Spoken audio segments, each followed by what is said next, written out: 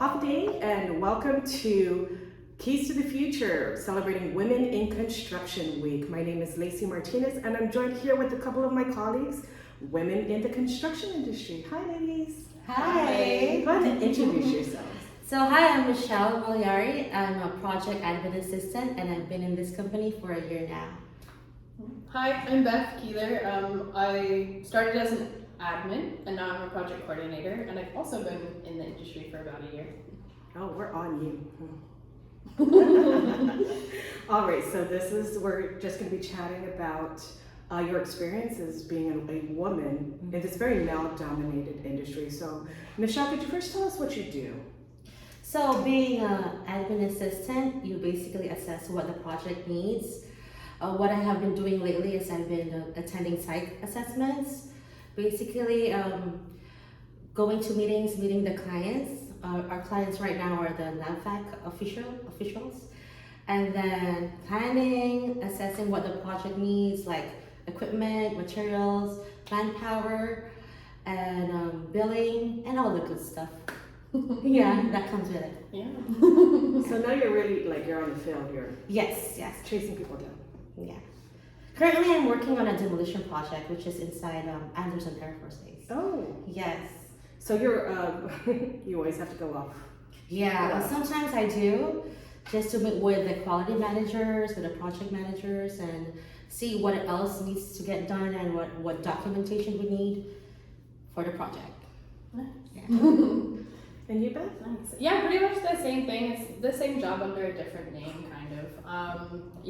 More focused on sort of billing, like Michelle said, the materials, equipment, making sure that the guys are on site, sometimes having to say, hey, maybe write them up if they're not on site. I mean, you do a lot of administration tasks like that, but then you're also, like Michelle said, going to site and helping out where help is needed. I mean, I think we're kind of just like the floater person who does anything that needs to be done. Yeah. So you're also, you're going out on the field, you're not just doing the general office work as well. Yeah, well, I'm starting to, yes. So right now I have a Balenciaga, which we haven't started, but we did a change order for how the existing conditions of the site and the existing dimensions of the building, and then UOG nursing school is coming up. We're building a 2-story over there from the ground zero. So I've been out there a couple times just making sure that when we do mobilize, you have the porta potties. The porta potties, yes. Yeah, your canopy, your water, your eye wash, just getting everything going is the main task right now. I think for demo, right? Yes, goes the same with that. Yeah. So I know you're both basically new to this industry, and we were talking about that it's really a male-dominated world out there. I mean, do you often see a lot of women out there when you're out there? Out there when you're out there. The site that I've been going to are the demolition sites. I see women on the side of our clients, our NAVFAC officials.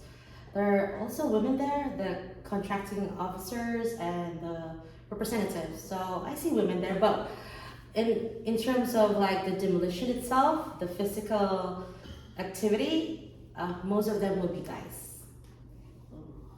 Yeah. Yeah. I mean, out in the site, it's different. I mean, PFM is, and Vertex and LMS and Profier. I mean, I feel like there's such a number of women within our company. Yeah. Within the industry. So when you scale it down a little bit, you start to see more and more women, but like Michelle says, when you go out into the bigger projects and whatnot, I mean, you see fewer of those, but I think it's more up and coming. I mean, we've had people apply, or women apply for electricians, laborers, anything.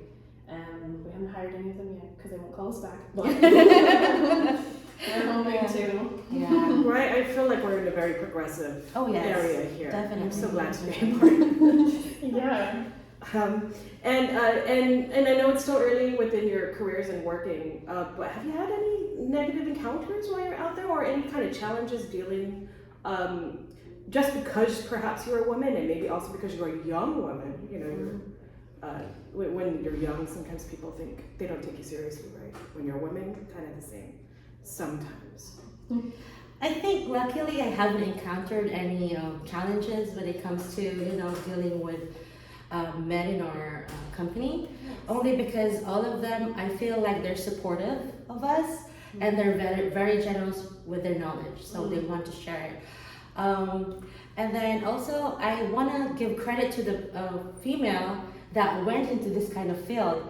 They paved the way for us, Oh, you know? That's They broke the norm. So now you'll see more women working in male-dominated fields, which is awesome, Yeah, right? I'm really happy that you haven't experienced anything too negative though. That really speaks to not only our company but just as a people, as a whole world. Yes, Just getting better by the day. I unfortunately have had one incident, but it was resolved fairly quickly. I went to a meeting. I was the only woman there, and I was the only woman that was under the age of 40, let's say. So it's a bunch of older men, and older generations, they have more preconceived ideas, and we were talking about something that I was going to be handling, and it's she will do this, she will do that, she will do this.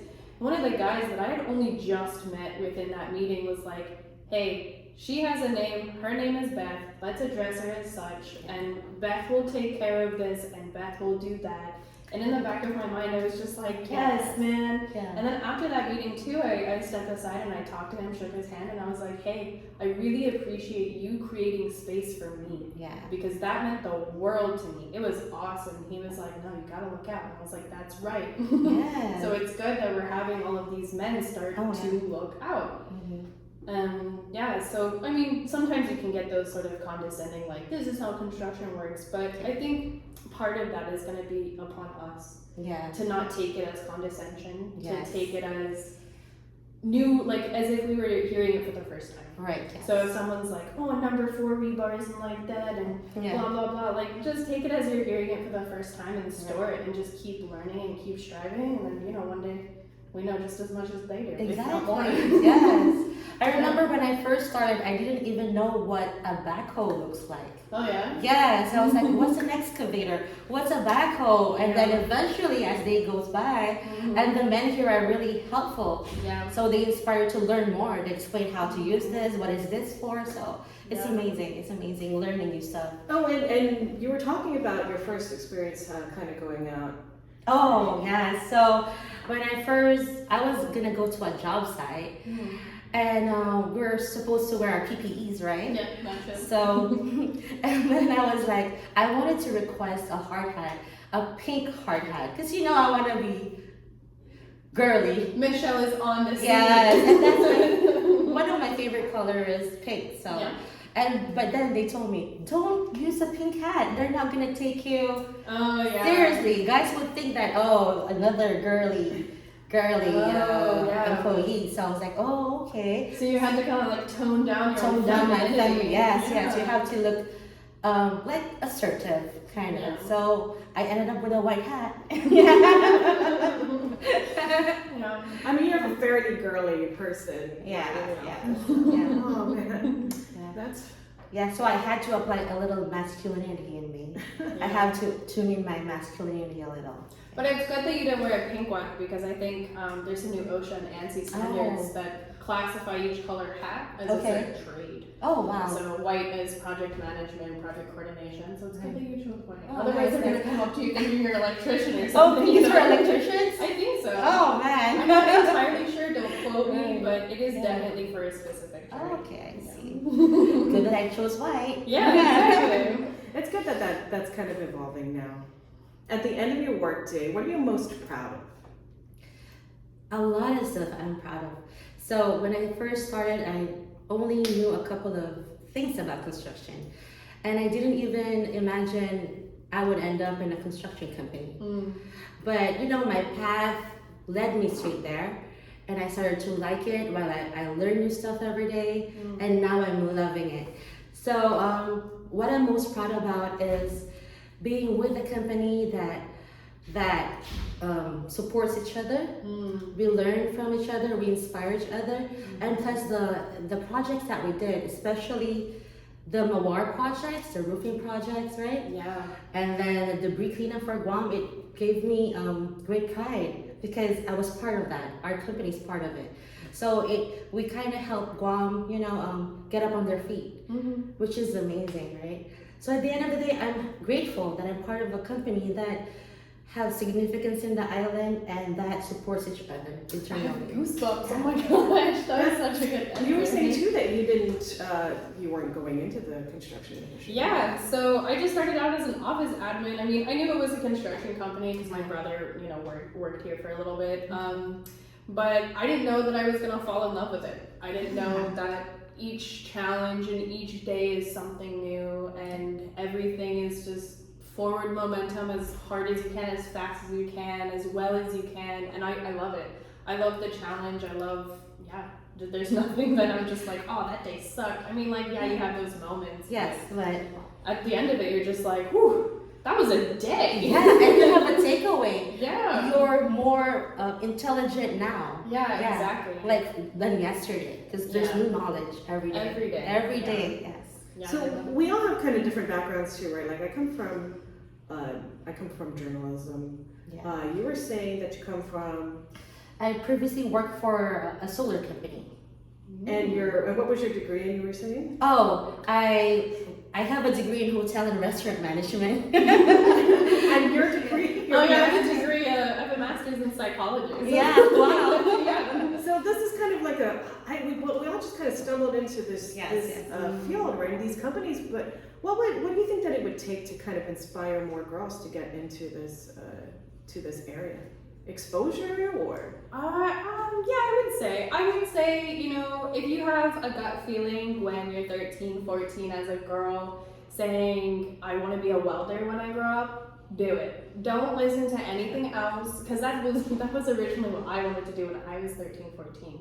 Yeah. I, was just watching movies and stuff, and I was like, welding is such a cool job. Yeah. And then you grow up, you get peer pressured. People are like, oh, choose a more sort of feminine role. I mean, this was a while ago at this point, so I mean, attitudes have changed, but if you have that gut feeling, stick with it. Because I regret not being a welder right now. That's cool. Yeah, it seems like you're a step closer to that now. Oh yeah, which is great. My inner child is definitely very happy.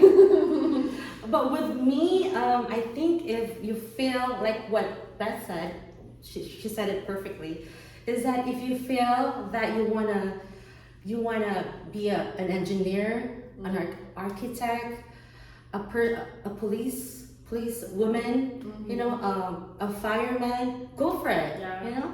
Don't stick to the norm. Don't think that, oh, they're gonna judge me for this. Oh, I can't do this. No, because I believe that if you're in a room full of people that don't challenge you, then you're in the wrong room. That's a really good phrase. Yes. I love So that. just step out of your comfort zone. Just like what Mariah Carey said, spread your wings and prepare to fly. Yes.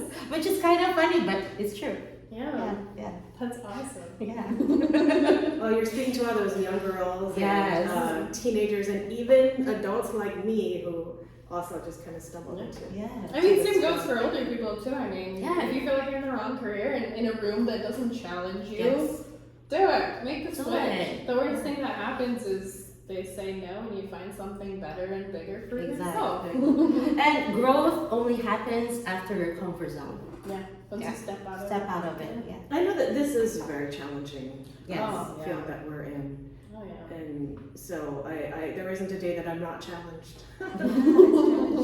It's good for the soul. Is there anything else you guys want to add? We would like to thank you for making time for us, for having us here. Thank you for making time for us, truly, because we're all busy. Every minute counts. Also, when we're here. So thank you so much for joining me. Thank you. All right, I'm Lacee Martinez. This has been Keys to the Future. We'll see you next time. Bye. Thank you.